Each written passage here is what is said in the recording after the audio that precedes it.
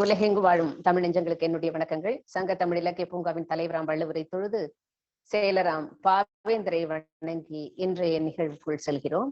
இன்றைய நிகழ்விலே இந்நிகழ்வை தலைமை தாங்கி ஒருங்கிணைத்து நடத்தி கொண்டிருக்கக்கூடிய திருக்குறள் தொண்டர் திருமதி சிவகாமி சண்முக சுந்தரம் அவர்களுக்கும், இந்நிகழ்விலே கலந்து கொண்டு நன்றியுரையும் வாழ்த்துறையும் வழங்க இருக்கக்கூடிய தமிழ் பணிச்செம்மல் தக்கோலம் ஜலநாதன் ஐயா அவர்களுக்கும், நிகழ்வின் சங்க தமிழ் இலக்கிய பூங்காவினுடைய ஒருங்கிணைப்பாளர் ஐயா அவர்களுக்கும் என்னுடைய வணக்கங்களை உரித்தாக்கிக் கொள்கிறேன்.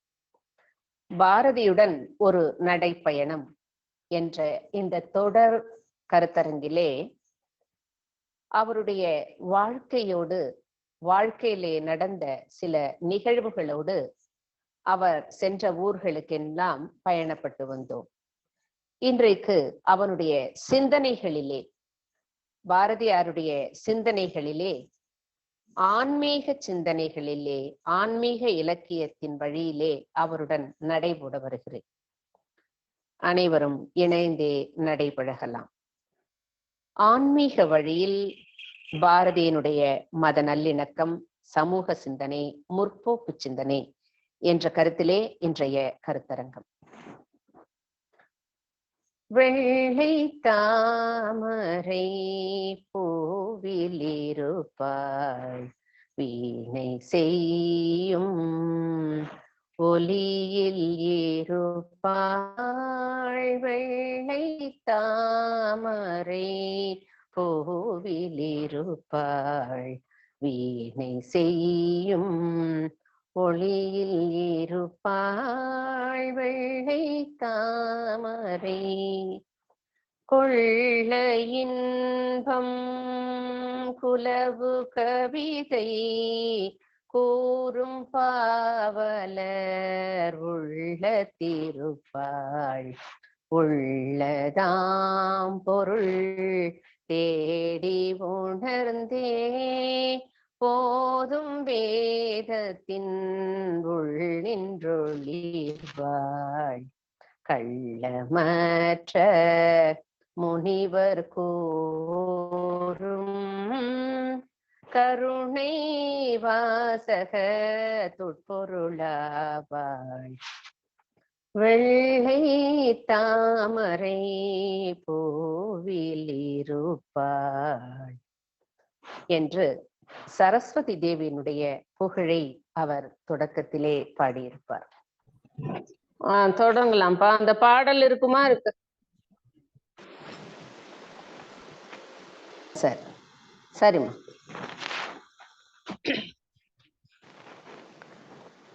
மகாகவி பாரதியார் வெள்ளை தாமரையிலே வீற்றிருக்கக்கூடிய சரஸ்வதி தேவியினுடைய புகழை தன்னுடைய பாடலிலே இங்கு கூறியிருக்கிறார். எந்த தொழில் செய்வதற்கும் அந்த தேவியை நாம் முன்னம் நிறுத்தி, விநாயகர் காப்பு என்று நிறுத்தி, அதற்கு பிறகு சரஸ்வதி தேவியையும் அழைத்து நம்முடைய செயல்களை தொடங்குவது இந்த சமயத்திலே ஒரு முறையாக கைப்பற்றப்படுகிறது. இந்த சரஸ்வதி தேவிக்கு விழா நடக்கிறது. அந்த விழா ஆயுத பூஜை என்று தமிழகத்திலே இருக்கக்கூடிய இந்துக்கள் கொண்டாடுகிறார்கள். அந்த ஆயுத பூஜையிலே பல்வேறு தொழில் செய்பவர்களும், தொழிலுக்கு அதிபதியான தெய்வமாக, கல்விக்கு அதிபதியான தெய்வமாக சரஸ்வதி தேவி இருக்கிறாள் என்பது இந்து மதத்திலே இருப்பவர்களுடைய நம்பிக்கை. அதன்படி இந்த சரஸ்வதி தேவிக்கு பூஜை செய்ய அந்த நவராத்திரியினுடைய நாட்களிலே ஆயுத பூஜை, சரஸ்வதி பூஜை என்ற ஒரு பூஜை கொண்டாடப்படுகிறது. இதிலே நாம் நோக்கும் பொழுது நம்முடைய தமிழர்கள், தொழில் செய்பவர்கள் தங்களுடைய தொழிற்கருவிகளை எல்லாம் அந்த தேவிக்கு முன்னால் சமர்ப்பணம் செய்து பூஜிப்பது வழக்கமாக இருக்கிறது. இசை பயில்வோரும் கல்வி பயில்வோரும் தங்களுடைய ஏடுகளையும் இசைக்கருவிகளையும் வைத்து வணங்குவது இன்றைக்கும் தொடர்ந்த ஒரு செயல்பாடாக நாம் காண்கிறோம். இந்த பாடலிலே பாரதியார் சரஸ்வதி தேவியினுடைய பெருமைகளை எல்லாம், அவள் எங்கெல்லாம் குடியிருக்கிறாள் என்று பாடி முடித்த பிறகு அதிலே சில வரிகளை நமக்கு அவருடைய சிந்தனைகள் மூலமாக காண்பிக்கிறார். மாதர் தீங்குழல் பாட்டில் இருப்பாள், மக்கள் பேசும் மழலையில் உள்ளால், கீதம் பாடும் குயிலின் குரலை, கிளியின் நாவை இருப்பிடம் கொண்டாள். கோதகன்ற தொழிலுடைத்தாகி, குலவு சித்திரம் கோபுரம் கோயில் ஈதனைத்தின் எழிலுடையுமே வழிபாட்டு பெற்றார். இது சரஸ்வதி தேவி இருக்கக்கூடிய இடம். அதிலே பாருங்கள், முதல் பத்தியிலே கள்ளமற்ற முனிவர்கள் கூறும் கருணை வாசக துட்பொருளாவாள் என்பார். முனிவர்கள் கோபம் இல்லாதவர்கள். அந்த கோபம் இல்லாத அந்த முனிவர்களினுடைய வேதங்களிலே இவள் குடியிருக்கிறாள். அது கூட கள்ளமற்ற முனிவர் கூறும் என்ற ஒரு சொல்லை அங்கே முதன்மை கொண்டு பயன்படுத்துகிறார். இப்ப முனிவர்களிலே கள்ளமுள்ள முனிவர்கள் இருக்கிறார்கள் இந்த சமூகத்திலே. அவர்கள் முனிவர்களாக நாடக வேடகமிடுகிறார்கள் என்பதையும் இங்கே இந்த கருத்திலே நாம் காணுகின்றோம். வஞ்சமற்ற தொழில் புரிந்துண்டு வாழும் மாந்தர் குலதெய்வமானாள், வெஞ்சம் அவர் குயிராகிய கொல்லர் வித்தையோர் சிற்பியர் தச்சர் இந்த நற்பொருள் வாணிகம் செய்வோர் வீர மன்னர் பின் வேதியர் யாவரும் என்கிறார். இவர்கள் எல்லாம் தன்னுடைய படைக்கருவிகளை வைத்து இங்கே வணங்குகிறார்கள் என்று சொல்லும் பொழுது, இது சங்க இலக்கியத்திலிருந்தே இந்த விழாவானது கடைபிடிக்கப்படுகிறது. அந்த வீரத்திற்கு உறுதுணையாக இருந்த போர்க்களத்திலே தனக்கு பங்கெடுத்துக் கொண்ட ஆயுதங்களை எல்லாம் சரஸ்வதி தேவியின் முன்னாலாக, அதாவது ஒரு தெய்வத்தின் முன்னாலே வைத்து அவர்கள் பூஜித்தார்கள் என்பதை நாம் பல்வேறு இலக்கியங்களின் மூலமாக காண்கிறோம். அது இன்றைக்கும் தொடர்கிறது என்று சொல்லுகிறார். இவ்வாறு சொல்லி முடிக்கும் பொழுது ஒரு பத்தியிலே அவர் சொல்வதை பாருங்கள். மந்திரத்தை முணுமுணுத்து ஏட்டை வரிசையாக அடுக்கி அதன் மேல் சந்தனத்தை மலரை இடுவோர் சாத்திரம் இவள் பூசனை அன்றாம். மந்திரத்தை சொல்கிறார்கள், முணுமுணுக்கிறார்கள், புத்தகங்களை வரிசையாக அடுக்கி வைக்கிறார்கள், அதன் மேலே சந்தனத்தை இடுகிறார்கள், மலரை இடுகிறார்கள். இவையெல்லாம் இவளுக்கு ஏற்ற பூசனை அன்று. இது சரஸ்வதி தேவிக்கு நாம் செய்யக்கூடிய பூசனை அன்று. பிற எதுதான் பூசனை என்று சொல்லும் பொழுது, வீடுதோறும் கலையின் விளக்கம், வீதிதோறும் இரண்டொரு பள்ளி, நாடு முற்றிலும் உள்ளன ஊர்கள், நகர்களெங்கும் பல பல பள்ளி, தேடு கல்வி இயலாதொரு ஊரை தீயனுக்கு இரையாக மடுத்தல் கேடு நீக்கும் அமுதம் என் அன்னை கேண்மை கொள்ள வழிவை கண்டீரென்கிறார். புத்தகங்களை அடுக்கி வைத்து பூசை செய்வது சரஸ்வதி பூஜை அன்று. பள்ளிகள் அமைத்தல், அந்த பள்ளிகளிலே மாணவர்களுக்கு பாடம் சொல்லி கொடுத்தல் போன்ற இந்த அமைப்பு செயல்பாடுதான் இங்கே பூசனை என்று கூறுகிறார். அதே பாடலிலே தான் பல்வேறு இடங்களிலே நாம் காண்கிறோம். இன்னரும் கனி சோலைகள் செய்தல், இனிய நீர்தனை சுனைகள் அமைத்தல், அன்ன சத்திரம் 1000 வைத்தல், ஆலயம் 10,000 நாட்டல், பின்னருள்ள தருமங்கள் யாவும் பெயர் விளங்கி ஒளிர நிறுத்தல், அன்னையாவினும் புண்ணியம் கோடி ஆங்கோரழைக்கு எழுத்தறிவித்தல் என்கிறார். இந்த எழுத்தறிவித்தல் என்பதுதான் அந்த கலைவாணிக்கு நாம் செய்யக்கூடிய பூஜை, அதுதான் வழிபாடு என்று பாரதியினுடைய இந்த சரஸ்வதி தேவியினுடைய புகழை அவர் பாடும் பொழுது கூட அவருடைய முற்போக்கு சிந்தனையாக முணுமுணுக்காமல், மந்திரம் சொல்லாமல், புத்தகங்களை அடுக்காமல், தேவிக்கு பிறருக்கு ஏழைகளுக்கு நாம் சொல்லித்தரக்கூடிய அறிவுதான் பூசனை என்கிறார். இதையேதான் மற்றொரு பாடலிலே அவர் அந்த அறிவை வளர்த்திட வேண்டும், அறிவை வளர்த்திட வேண்டும், மக்கள் அத்தனை பேருக்கும் ஒன்றாய் சிறியரை மேம்படச் செய்தால் பின்பு தெய்வம் எல்லோரையும் வாழ்த்தும். இப்ப தேவியினுடைய வாழ்த்தை நாம் எப்படி பெற வேண்டும் என்றால், அறிவை வளர்த்திட வேண்டும், மக்கள் அத்துணை பேருக்கும் ஒன்றாம். இந்த உலகத்திலே இருக்கக்கூடிய மக்கள் அத்துணை பேருக்கும் அறிவை சொல்லித் தர வேண்டும். இதிலே ஒரு சாரார் படிப்புக்குரியவர்கள், ஒரு சாரார் படிப்புக்கு அற்றவர்கள், அவர்களுக்கு கல்வி இல்லை என்று 4 வகை பாகுபாடுகளாக பிரித்து ஒரு காலத்திலே அமைத்திருந்தார்களே, அதையெல்லாம் கூடாது என்பதுதான் இவருடைய எண்ணம். சிறியரை மேம்பட செய்தால் பின்பு தெய்வம் எல்லோரையும் வாழ்த்தும். இப்ப சிறியவர்கள், இதுவரை தன்னை மேலோர்கள் என்று நினைத்து கொண்டிருந்தவர்கள் மட்டும் தான் கல்வி கற்றுக் கொண்டிருந்தார்கள். ஆனால் மற்றவர்களுக்கு கல்வி மறுக்கப்பட்டிருக்கிறது. அந்த மறுக்கப்பட்ட கல்வியை சிறியோரை மேம்படச் செய்தால் பின்பு தெய்வம் எல்லோரையும் வாழ்த்தும் என்கிறார். எனவே அனைவருக்கும் கல்வி கொடுக்க வேண்டும் என்பதுதான் பாரதியினுடைய இந்த பொதுவான சமூக சிந்தனையாக அவருடைய ஆன்மீக பாடல்களிலே கூட நாம் காண்கிறோம். வயிற்றுக்கு சோறிட வேண்டும் இங்கு வாழும் மனிதருக்கெல்லாம் பயிற்சி பல கல்வி தந்து இந்த பாறை உயர்த்திட வேண்டும் என்கிறார். சோறிடுவது முதல் செயல். அதற்கு பிறகு அவனுக்கு அறிவூட்டுவதற்காக கல்வியை தர வேண்டும். அது கூட பயிற்சி பல கல்வி தந்து.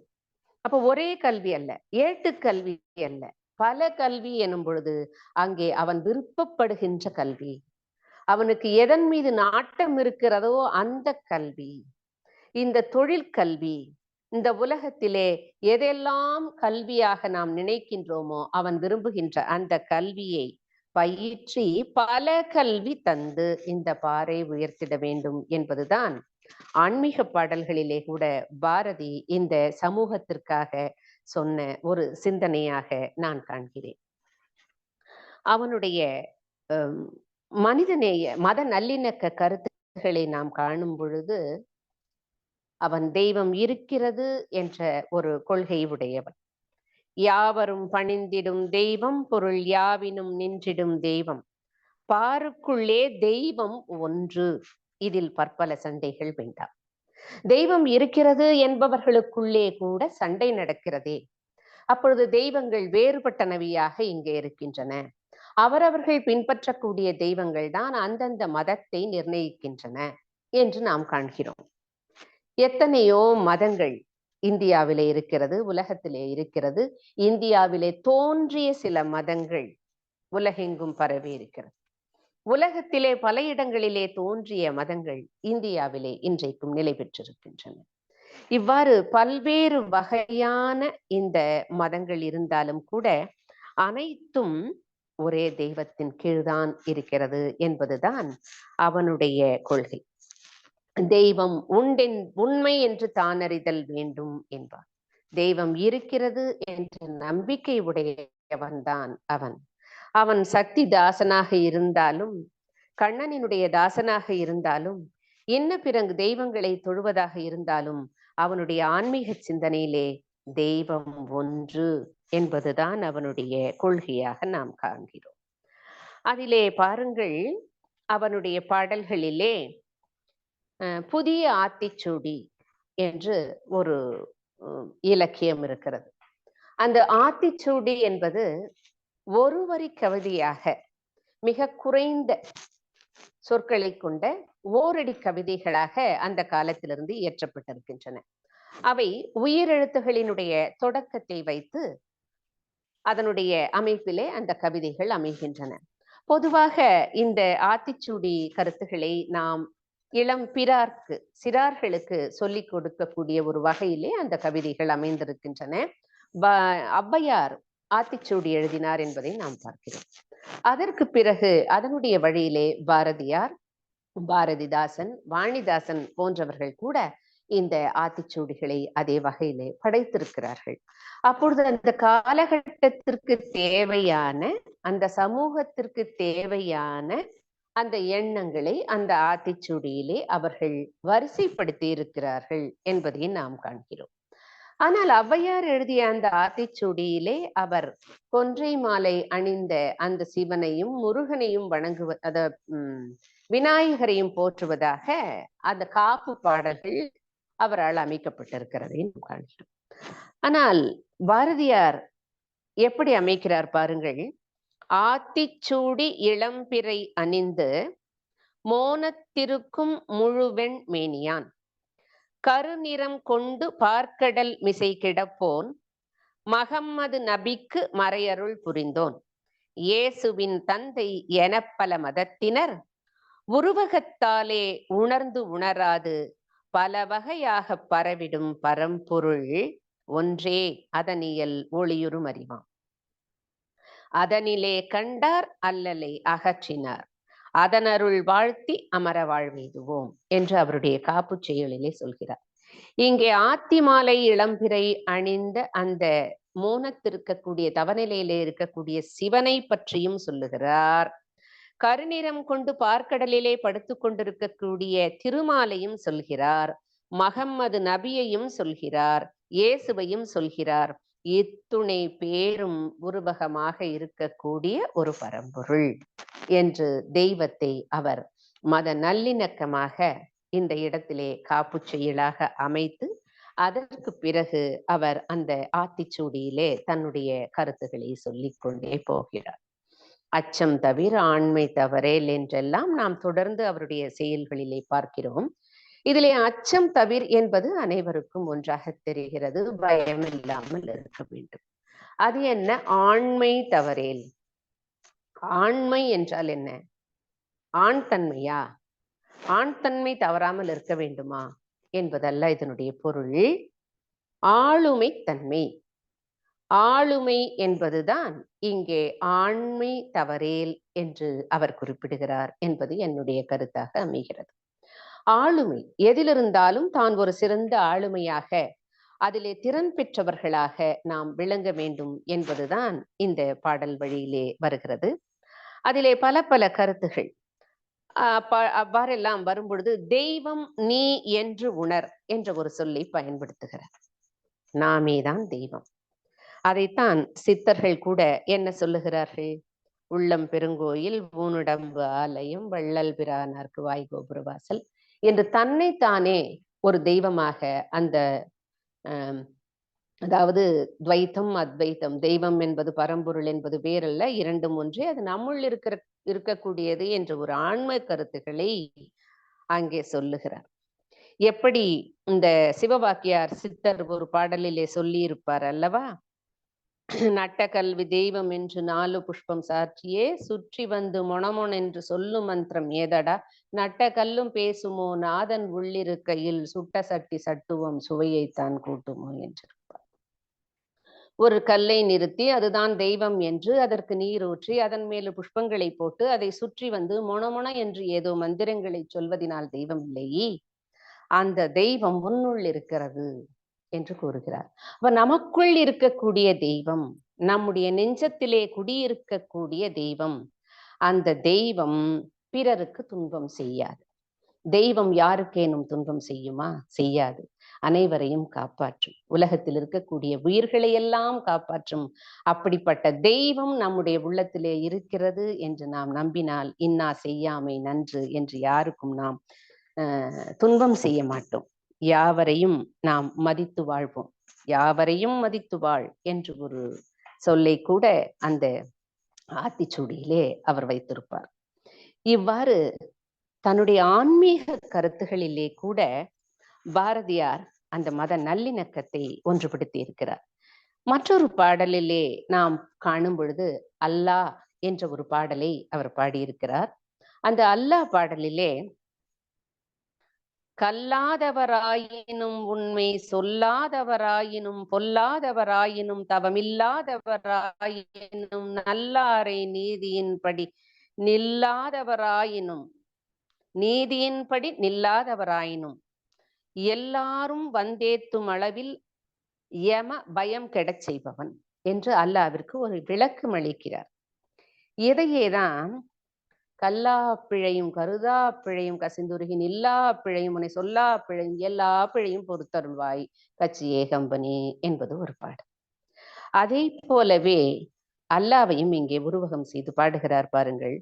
யாராக இருந்தாலும் அவன் கற்பவனா கல்லாதவனா, பணம் இருப்பவனா இல்லாதவனா, நீதி நெறியின்படி செல்பவனா செல்லாதவனா, அனைவரையும் காக்கக்கூடியதுதான் அந்த அல்லாஹ் என்னும் தெய்வம் என்று அல்லாவிற்கு மிக அழகான ஒரு விளக்கம் அளிக்கிறார். அதே போல இயேசுவை பற்றியும் அவருடைய பாடல்களிலே நாம் காண்கிறோம். இவ்வாறு தெய்வத்தினுடைய தன்மையை ஆன்மீக கருத்துகளிலே அவன் தெய்வத்தை காண்கிறான். அந்த தெய்வம் தன்னுள் இருப்பதாக காண்கிறான். நோக்கும் இடமெல்லாம் அவன் நோக்கியது இந்த மனித நேயத்தை தான். காக்கை சிறகினிலே நந்தலாலா நின் கரிய நிறம் தோன்றுதடா நந்தலாலா, பார்க்கும் இடங்களெல்லாம் நந்தலாலா என்று அவன் பாடுகிறான். பார்க்கும் இடங்களெல்லாம் நந்தலாலா என்று அந்த பார்க்கும் இடத்தையெல்லாம் அவன் தெய்வமாகத்தான் காண்கிறான். அங்கே அந்த கண்ணன் இருப்பதாக காண்கிறான். அந்த இடத்திலே இருக்கக்கூடிய தெய்வம் நம்முள்ளே இருக்க வேண்டும் என்பதுதான் அவனுடைய கருத்தாக நாம் காண்கிறோம். இன்னும் பல பாடல்களிலே அவனுடைய செய்யுளை நாம் நோக்கும் பொழுது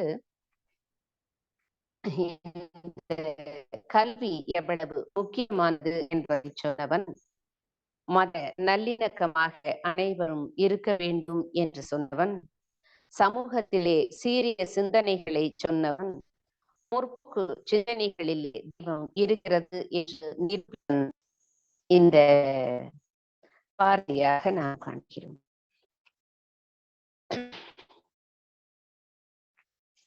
மகா சக்திக்கு ஒரு விண்ணப்பமாக அவன் படைக்கிறான். அந்த மகா சக்திக்கு விண்ணப்பம் என்னும் பொழுதுதான், எண்ணிய முடிதல் வேண்டும், நல்லவே எண்ணல் வேண்டும், திண்ணிய நெஞ்சம் வேண்டும், தெளிந்த நல் அறிவு வேண்டும், பண்ணிய பாவமெல்லாம் அறிவும் பணியை போல நன்னிய இங்கு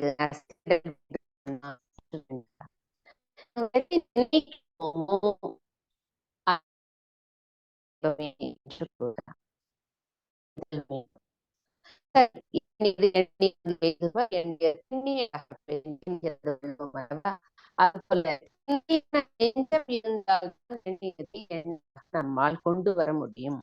நாம் நினைக்கின்ற அந்த செயல்கள் நல்லனவாக அமைவது மட்டுமல்ல, அந்த நல்லனவாக நினைக்கக்கூடிய செயல்கள் செயல்படுத்துவதற்கும் அந்த தெய்வம்தான் துணை நிற்க வேண்டும் என்று சொல்லுகிறார்.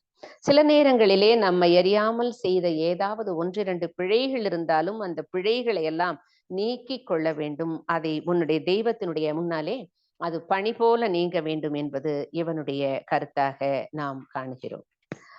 மற்றொன்று, தெய்வத்திடம் சரணாகதி அடைந்தால், சரணாகதி தத்துவம் என்றே ஒரு கொள்கையை அமைத்திருப்பார்கள். முழுமையும் நீதான் என்று நம்பியவனுக்கு அந்த தெய்வம் துணை நிற்கும் என்பார்கள்.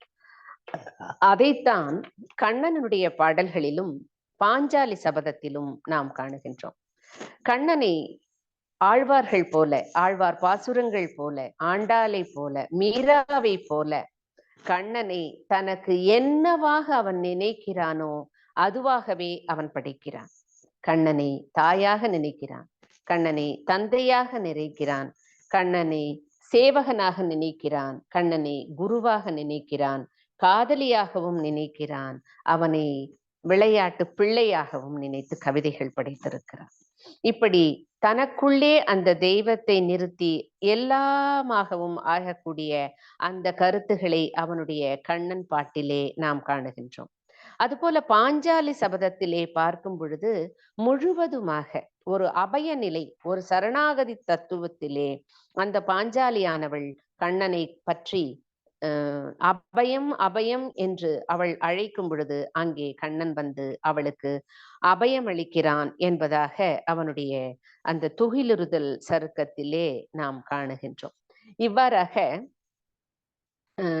பாரதியாரினுடைய ஆன்மீக சிந்தனைகள் முழுவதுமே ஒரு சித்தர் வடிவிலே, ஒரு அவர்களுடைய கொள்கையிலே, இந்த சமூகத்திலே முற்போக்கு சிந்தனைகளை வளர்க்கக்கூடிய மத நல்லிணக்க கொள்கையிலே ஒரு சமூகம் சீர்படுவதற்கு முதன்மையான ஒரு நெறிமுறை எது என்றால் கல்விதான்.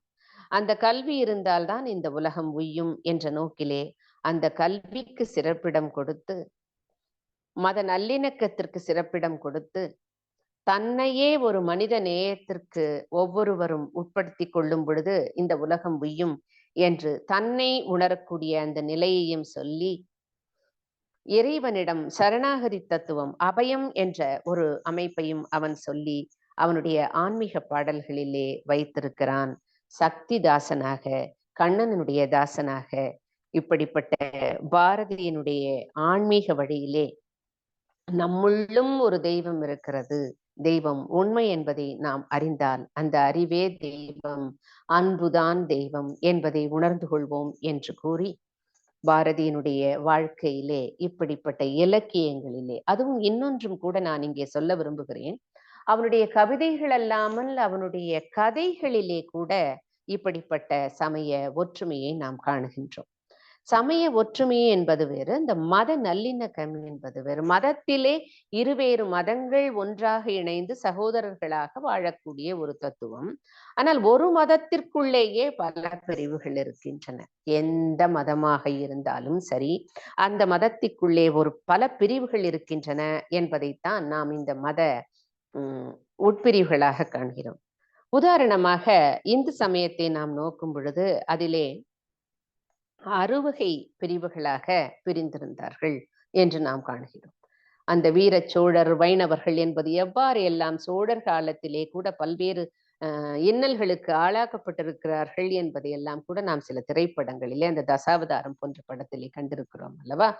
அப்போது சைவர்கள் வைணவர்களை ஒதுக்கினார்கள், வைணவர்கள் சைவர்களை ஒதுக்கி இருந்தார்கள் எனும் பொழுதுதான் இந்த 6மே சேர்ந்ததுதான் இந்து மதம் என்று ஆதிசங்கரர் சொல்லியிருப்பார். அதாவது சூரியனை வழிபடுபவர்கள். இப்பொழுது குஜராத்திற்கு சென்றோமானால் அங்கே சௌராஷ்டிரர்கள் என்று இருப்பார்கள். அதுதான் காந்தி மகானினுடைய தாயார் கூட அந்த சூரியனை வழிபட்ட பின்புதான் இந்த ஐப்பசி மாதத்திலே சூரியனை பார்த்த பிறகுதான் உணவு உண்பார் என்று நாம் படித்திருக்கிறோம். அப்பொழுது சௌராஷ்டிரர்கள் சூரியனை வழிபட்டவர்கள் சௌராஷ்டிரர்கள் சௌரம் என்கிறோம். அடுத்ததாக கௌமாரம். கௌமாரம் என்பது முருகனுடைய கோயில். குன்றுதோறும் இருக்கும் இடமெல்லாம் குமரன் குடியிருப்பான் என்பது தமிழர்களுடைய நம்பிக்கை. தமிழர்களினுடைய தெய்வமாக அந்த முருகனை நாம் காண்கிறோம். அந்த முருகனை அறுபடை வீடுகளிலே தொழுதார்கள் என்று சங்க இலக்கியத்திலே முதலாக வந்த அந்த திருமுருகாற்றுப்படையின் வழி நாம் காண்கிறோம். அப்பொழுது அடுத்தது அந்த கௌமாரம். அதற்கு பிறகு சாக்கதம். சக்தியாக சிவனும் சக்தியும் ஒன்றாக இருக்கக்கூடிய அந்த நிலை. அப்பொழுது சக்தியாக அந்த தெய்வத்தை வணங்கி இருக்கிறார்கள். சைவம் வைணவம். சிவனை வழிபட்டவர்கள் வைணவர், திருமாலை வழிபட்டவர்கள் வைணவர்கள், அவர்கள் ஆழ்வார்கள் என்கிறோம், இவர்களை நாயன்மார்கள் என்கிறோம். இவ்வாறு 6 வகையாக சாக்கதம், கௌமாரம், காணாபத்தியம், சௌரம், சைவம், வைணவம். காணாபத்தியம் என்பது விநாயகரை தொழுது நாம் பிறகு தொடங்கக்கூடிய செய்யுள்களாக. சிற்றிலக்கிய வகைகளில் எல்லாம் பார்க்கும் பொழுது கூட காப்பு என்ற செய்யுள் அமைந்திருக்கும். பிறகு பிற்காலத்திலே இந்த காணாபத்தியம் இணைந்தது.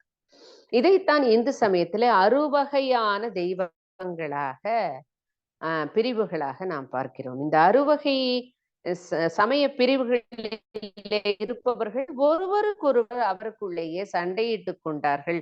தெய்வம் என்று பல சொல்லி அவர்களுக்குள்ளே இருக்கக்கூடிய சண்டைகளை, பற்பல சண்டைகள் வேண்டாம் என்பார்.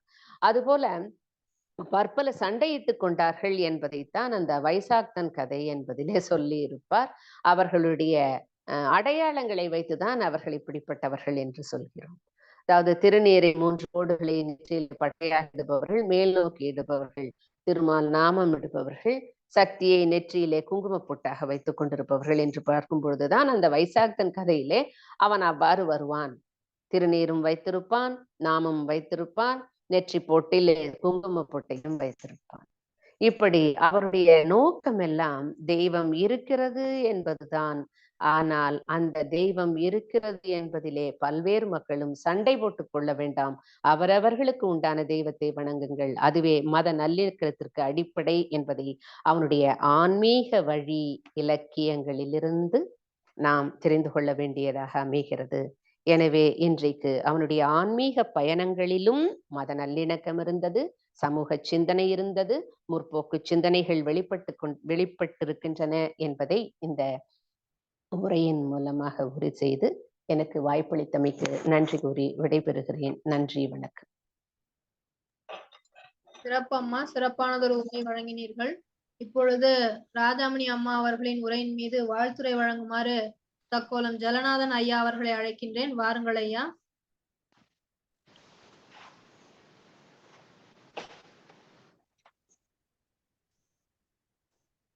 தமிழே அமுதே வருவாய் நிறைவாய் தருவாய்.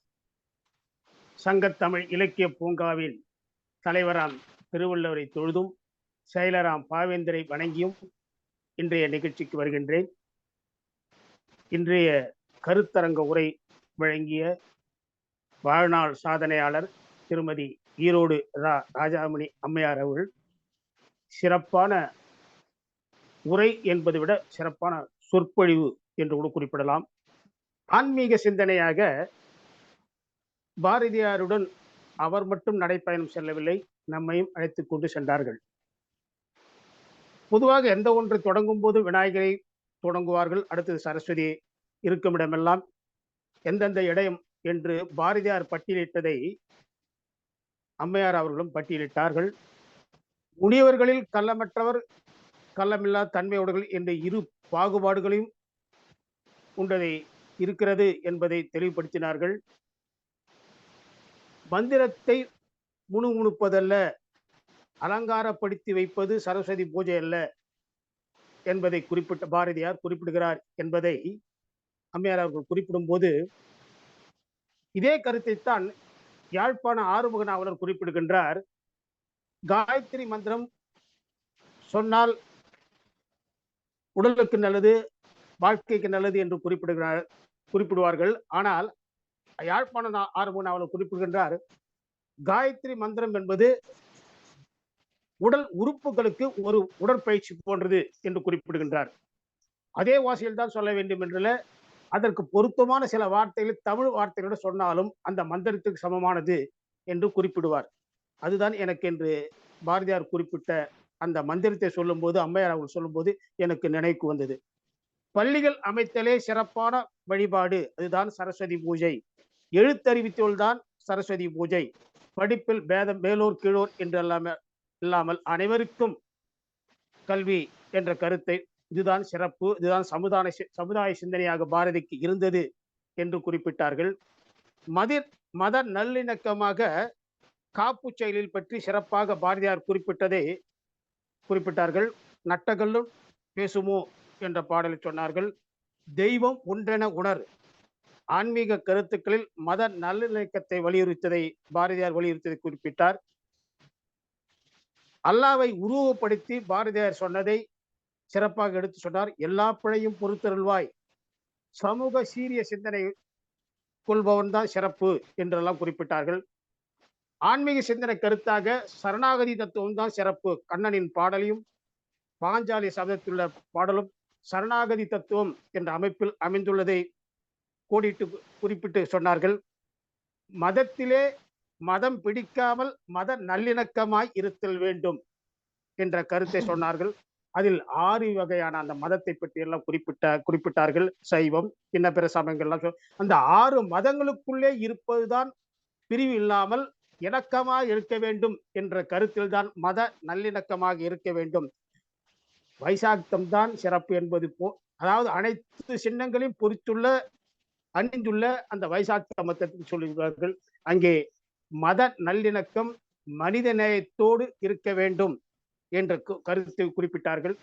பாரதியார் ஒட்டுமொத்த கருத்தாக குறிப்பிடும் போது படிப்பு, மனித நேயம், சமுதாய மேம்பாடு என்ற கருத்தை வலியுறுத்தி சொல்லுவதாக பாரதியார் குறிப்பிட்டதை சிறப்பாக திருமதி ஈரோடு ராஜாமணி அம்மார்கள் சொன்னார்கள். சிறப்பு பாராட்டுகள். இன்றைய ஆன்மீக சிந்தனைகளோடு பாரதியாரை நடைப்பயணத்தில் எங்களையும் அழைத்து கொண்டதுக்கு பாராட்டுகள் அம்மா, வாழ்த்துக்கள். நன்றி. வாழ்த்துரைக்கு நன்றி அம்மா. இன்றைக்கு 4ஆம் நாள் பயணம் மிகவும் அருமையாக அமைந்தது. தக்கோலம் ஐயா அவர்கள் அம்மாவின் கருத்துரையின் மீது வாழ்த்துரை வழங்கிவிட்டார்கள். அதனால் நான் கருத்துரையாளரை பற்றி இப்பொழுது பேசவிருக்கின்றேன். இன்றைய கருத்துரையாளர் திருமதி இரா ராஜாமணி அம்மையார், ஈரோடு இரா ராஜாமணி அம்மையார் என்று அழைக்கப்படுகிறார். அவர் திருமணத்திற்கு பின்பே ஈரோட்டில் வசித்துக் கொண்டிருக்கின்றார். அதற்கு முன்னதாக விழுப்புரம் மாவட்டம் நயம்பாடி கிராமத்தில் பிறந்தவர் அவர். அவருடைய தாய் தந்தை TS ராமன், திருமதி சரோஜி ஆவார்கள். இவர் MA தமிழ், MA பொருளியல், B.Ed, MPhil படித்துவிட்டு முதுநிலை தமிழாசிரியராக பணியாற்றி 2009 ஓய்வு பெற்றார். இவரது கணவர் திரு பாலசுப்ரமணியன் அவர்கள் இவருடைய எழுத்து பணிக்கு மிகவும் உதவியாக இருந்து கொண்டிருக்கிறார். இவருடைய சிறுகதை நூல் தங்கச்சங்கிலிகள் என்ற சிறுகதை நூலை வெளியிட்டுள்ளார். இது மக்களிடையே மிகவும் பிரபலமாக இருந்து கொண்டிருக்கிறது. இந்த சிறுகதை நூல் உங்களிடம் இதை பற்றி ஒரு நிகழ்வை பகிர்ந்து கொள்ள ஆசைப்படுகின்றேன். இந்த தங்கச்சங்கிலிகள் என்ற சிறுகதை நூலை என்னுடைய மகளின் பிறந்த நாளின் போது அவரது பள்ளிக்கு நூலகத்திற்கு அன்பளிப்பாக நாங்கள் வழங்கினோம். அதை பள்ளி பிள்ளைகள் படித்துவிட்டு அருமையாக இருக்கிறது கதைகள் எல்லாம், அவர்கள் பிடித்து வாசிக்கிறார்கள் என்று பின்னூட்டம் எனக்கு வந்தது. அதை கேட்கும் பொழுது எனக்கு மிகவும் மகிழ்ச்சியாக இருக்கிறது. அம்மாவின் சிறுகதைகள் சிறார்களிலிருந்து, பள்ளி மாணவர்களிலிருந்து, இல்லத்தரசிகள் மற்றும் பெரியவர்கள் வரை ஈர்க்கிறது. படிப்பதற்கும் எளிதாக இருக்கிறது. எளிதாக புரியும்படி இருக்கிறது. அதனால் அனைத்து தரப்பினர்களும் சிறுகதையை வாசித்து பயன்பெறுகிறார்கள். அது மட்டுமல்லாமல் அன்பின் வழியது உயர்நிலை என்ற கவிதை நூலையும் வெளியிட்டுள்ளார். தமிழொலியின் சமூக பார்வை என்ற ஒரு கட்டுரை நூலையும் வெளியிட்டுள்ளார். வாகை பூக்கள் என்ற கவிதை நூலையும் வெளியிட்டுள்ளார். சிறுகதை பூங்கா என்று புதுமை பித்தனின் 75வது நினைவு நாளை முன்னிட்டு 13 எழுத்தாளர்களின் 35 சிறுகதை அஞ்சலியாக ஒரு நூல் வெளியிடப்பட்டது. அதிலும் அம்மாவினுடைய கதைகள், சிறுகதைகள் 4 கதைகள் இடம்பெற்றிருக்கிறது. அதுவும் அருமையான கதைகள். இது மட்டுமல்லாமல் மின்னிதழ்கள், வெளிநாட்டு மின்னிதழ்கள், பொதிகை இதழ், வாய்ஸ் டுடே, சங்கத்தமிழ் முகவரி ஆகிய பல்வேறு இதழ்களிலும் இவருடைய படைப்புகள் வெளிவந்துள்ளன. தமிழ்நாடு தமிழ் வளர்ச்சி துறையில் திருக்குறள் முற்றோதலில் நடுவராக சில ஆண்டுகள் பங்களித்துள்ளார். பல விழாக்களில் கவியரங்கம், பட்டிமன்றம், வழக்காடு மன்றம் என தலைமை வகித்தும் பங்கேற்றும் உள்ளார். தொலைக்காட்சி, சென்னை வானொலி, தமிழ் அமெரிக்க தொலைக்காட்சி, முத்தமிழ் அமெரிக்க தொலைக்காட்சி, ஜெர்மன் தமிழருவி வானொலி என பல ஊடகங்களில் பங்கேற்று வருகிறார். தொடர்ந்து நாள்தோறும் திருக்குறள் உரை வழங்கி வருகிறார். திருமதி ராஜாமணி அம்மையார் திருக்குறள் செல்வி என்றும், தமிழ் பணி செம்மல் என்றும், முத்தமிழ் சுடரொளி, பாடும் பறவை, பாரதி மணி, உலக சாதனை விருதுகள் என பல விருதுகளை பெற்றுள்ளார். சமீபத்தில் வாழ்நாள் சாதனையாளர் விருதை பெற்றார். நம்முடைய முத்தமிழ் பேரவையின் சார்பாக அதனுடைய 2ஆம் ஆண்டு நிறைவு விழாவில் அவருக்கு இது வழங்கப்பட்டது. முத்தமிழ் பேரவையின் 1ஆம் ஆண்டு நிறைவு விழா திருச்சியில் நடந்த பொழுது அவருடைய நாளும் ஒரு திருக்குறள் என்ற நிகழ்வு ஒளிபரப்பாகி கொண்டதற்காக முத்தமிழ் சுடரொளி என்ற விருதை வழங்கினார்கள். அத்தோடு முத்தமிழ் தொலைக்காட்சி விருதும் வழங்கி சிறப்பித்தார்கள். இப்பொழுது 2ஆம் ஆண்டு நிறைவு விழா ஆவடி சென்னையில் நடந்தது. அதில் அவருக்கு வாழ்நாள் சாதனையாளர் விருது வழங்கி சிறப்பித்தார்கள். அவருடைய கட்டுரையும் நூலில் வெளியிட்டார்கள். அவருடைய தமிழ் பணியை பாராட்டி முத்தமிழ் சுடரொளி என்ற விருதை அமெரிக்க முத்தமிழ் பல்கலைக்கழகம் அவருக்கு வழங்கி இருக்கிறது. தொடர்ந்து அவருடைய சேவையும் தொடர்ந்து கொண்டிருக்கிறது. இது மட்டுமல்லாமல் கூடிய விரைவில் அவருக்கு தமிழ் சான்றோராகிய ஔவையார் விருதும் வழங்க இருக்கிறது. இதையெல்லாம் நினைத்து நாங்கள் பெருமை கொள்கின்றோம். சங்கத்தமிழ் இலக்கிய பூங்காவின் சிறந்ததொரு தமிழ் அன்னையாகவும் பாட்டியாகவும் என்ன வேண்டுமானாலும் சொல்லலாம். அப்படி ஒரு சிறப்பானதொரு அம்மா எங்களுக்கு கிடைத்திருக்கிறார்கள். அவரோடு பாரதியோடு சேர்ந்து பயணிப்பதை நாங்கள் பெருமையாக நினைக்கின்றோம். தொடர்ந்து 4 நாள் பயணித்தோம்.